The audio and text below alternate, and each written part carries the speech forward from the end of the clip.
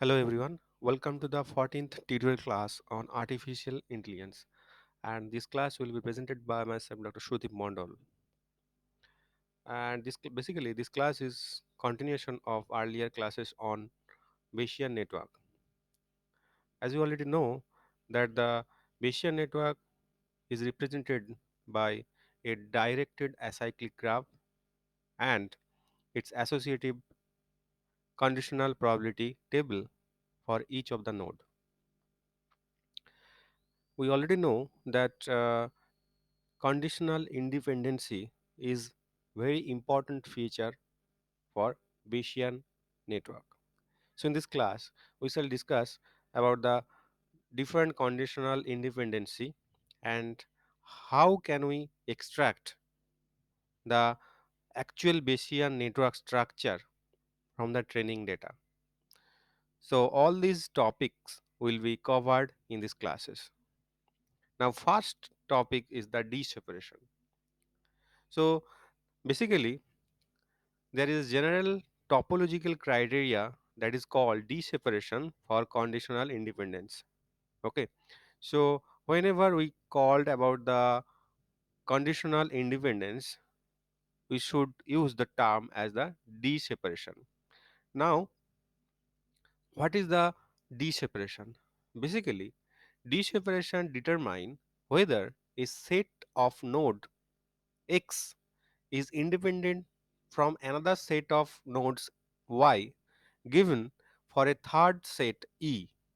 Okay, so that is the D-separation. That means whether X is independent or not from the another node Y if third set or third node E is given. Okay. Now we shall use the notation I or independent conditional independency X Y given E to mean that X and Y are conditional independent for given E. So this notation denote the conditional independency between X and Y for a given value of E. So this is the conditional independency. Okay. Now this uh, theorem that is proposed by Verma and Paul in 1988 that if a set of evidence variable E deseparate X and Y in the Bayesian network graph, then we call it as conditional independence or I X comma Y given E. Okay.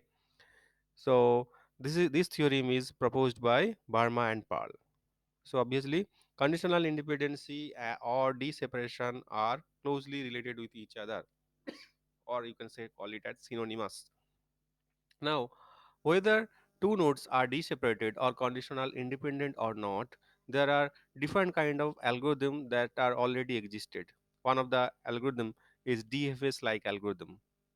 Okay, or you can say it as, or there is another algorithm ISC algorithm that is also used to search the independency in the corresponding Bayesian network structure. Now let's move to the next slide. So here if the evidence node E is a subset of V, where V are the vertex or nodes in the graph, then X and Y be distinct nodes in the V minus C. Okay, so uh, another thing or another way to represent the deseparation or the conditional independency like this, that we can say that X and Y are deseparated by E in the Bayesian network if all undirected path between X and Y are blocked by E. Okay, so here is another important definition for the deseparation in term of graphical way of representation or in term of network structure, that if all the undirected graph in between X and Y are blocked by E, then we can call it as that X and Y are deseparated or conditional independent with respect to E. Now what does it mean for a path to be blocked in the graph? Basically there are three possible cases. So this is on the case one where uh, the evidence set is given by n, and the others two nodes x and y are given. Okay, observe the arrow or direction of the edges. So here you can see that for this type of edges, the arc are called as tail to tail edges. That means all the edges between x and y are blocked by n. Here, for example, n is rich and y is own expensive home, and x is own expensive car. Okay, so it is quite possible that if someone is rich, obviously it may have expensive car and it may have expensive home, but the relation between home and car is independent with each other. Okay, that means if it is given rich, so obviously home probability of buying expensive car and probability of expensive home are separated or independent with each other. That means the path between x and y is blocked by n. Another thing, suppose education, x is education, n is job, and y is rich. That means if someone has education, he should have job, and if someone has job, he may become rich. Okay, so you can see that the arcs putting in the path are from tail to head. Here you can see that from tail to head. Okay, so all the path between x and y is also blocked by capital N. Okay, so here earlier one is the tail to tail, but here is the tail to head. Okay, so this one is another type of deseparation. And case 3, where there is no evidence set, but the all the arrows are coming to the uh, uh, sorry, it is not in the evidence set. Okay, but neither are in its descendant, and all the arcs are putting in the path head to head. That means all the arcs from the others node are towards the n. Okay, so also the path between x and y is blocked by n. So it is another kind of deseparation. Okay, so all these three is possible. So how can we calculate, or how can we uh, make conclusion that two nodes are independent or deseparated? So to determine the I x y given E, ignore the direction of the arrow, find all the path between x and y. Now, pay attention to the arrows, determine if the path are blocked according to the three cases. Now, if all the paths are blocked, x and y are called deseparated or called independent with each other. That means, which means they are conditional independent for the given E. So these are the four steps that should be followed to identify the deseparation from a Bayesian network graph. It is it should be mentioned the Bayesian network follow the Bayesian theorem. I forgot to mention these two theorem that already exist. This is called the Bayesian theorem, which is the conditional probability calculation. So Py given x can be calculated from Px given y into Py divided by Px, whereas the general Bayesian theorem can be given by that Py given x and e, where P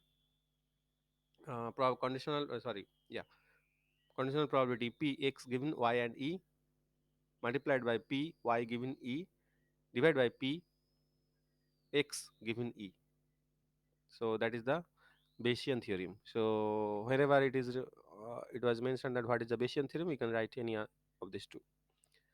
Now the inference, inference, that means we can make some kind of conclusion from the Bayesian network structure and observing the joint probability distribution of the nodes. Okay, so given a Bayesian network that specifies all the joint probability distribution and the conditional probability distribution in the factored form, we can evaluate all the possible inference. Okay, or summing out over the irrelevant variable. Now, two types of inference support are often considered. One is the predictive and the diagnostic support. So, in case of predictive support, based on the evidence node connected to xi through its parent node, and diagnostic node basically based on the evidence node connected to the xy through its children nodes. These are the inference. Now, next part is the how can we extract or how can we build Bayesian network actually. So to construct the construction of the Bayesian network involve initially two stage. So first one is the initially a skeleton. What is the skeleton? That means the undirected graph with edges. So initially a skeleton is made, and second connect all the desired edges in the skeleton to get a DAG. Now how can we find out? Now for this complete to complete this undirected graph, conditional independency in the data is calculated for each pair of the node xi. Now Z is the subset of the nodes that are the neighbor of both xi. Okay, so conditional probability, we want to find out the conditional probability x and y giving Z. Now the value of Z is starting from a value of 0 to 1, and it is called as the cardinality. That means the maximum number of edges for a particular node that can it have. Okay, that is called the cardinality. So it is possible that for a particular node is connected with all the others, that means it is dependent on all the others nodes, and it is possible that that a particular node is only dependent on only another variable or node. So the cardinality value may have 0, or cardinality value may have some kind of user defined value like Z max.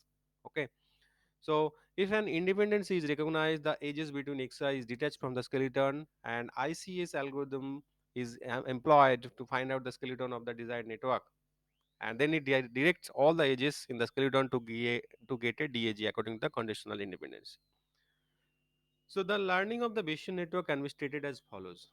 So initially we have what we have some kind of training data set like d equal to x1, x2, xn, like all the cases. So in number of cases are all we have, and for x, so for all independent cases of x, we want to find out a Bayesian network that consists of g and c. Okay, that best match with the training data. Okay, that best match with the training data. So the frequent approach to this learning problem is to initiate a statistically motivated scoring function that estimates each network with respect to its training data, and we want to find out the optimal network in accordance with the score. Okay, so so the basic problem is like that the learning problem of the Bayesian network is a non-linear optimization problem. So one of the simple scoring function that is called the Bayesian scoring metric, and it is begin by score g d equal to log probability, conditional probability of g given d equal to log conditional probability of d given g plus log conditional probability of g plus c1, where c1 is the constant. So for we want to get the maximum score. So for a particular network structure where the score become maximum, so we should consider that the structure is as optimal, and it will be it should have high probability for acceptance. Okay, so this one you can see that this one is the scoring function or scoring matrix. This one is called actually Bayesian scoring matrix. Another way, another scoring function is like log likelihood scoring function.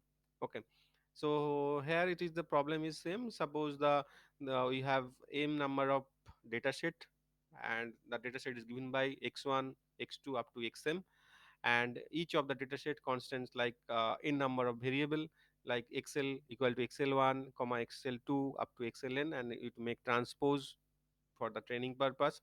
And there is another set of parameter that is associated with the Bayesian network, and the set of parameter is given by a set of theta that it consists of theta 1 up to theta n, and theta I, what is the theta is the vector parameter of the conditional distribution variable. Basically it is nothing but that it define the conditional probability for a particular variable xi, and the log likelihood function of the training data set is sum of this term for each node. So log L theta given training data set equal to summation of m into summation of n log conditional probability of xli given parent node and theta I. Okay, so the log likelihood scoring function decompose according to the graph structure. Hence, one can maximize the contribution of the log likelihood for each node independently.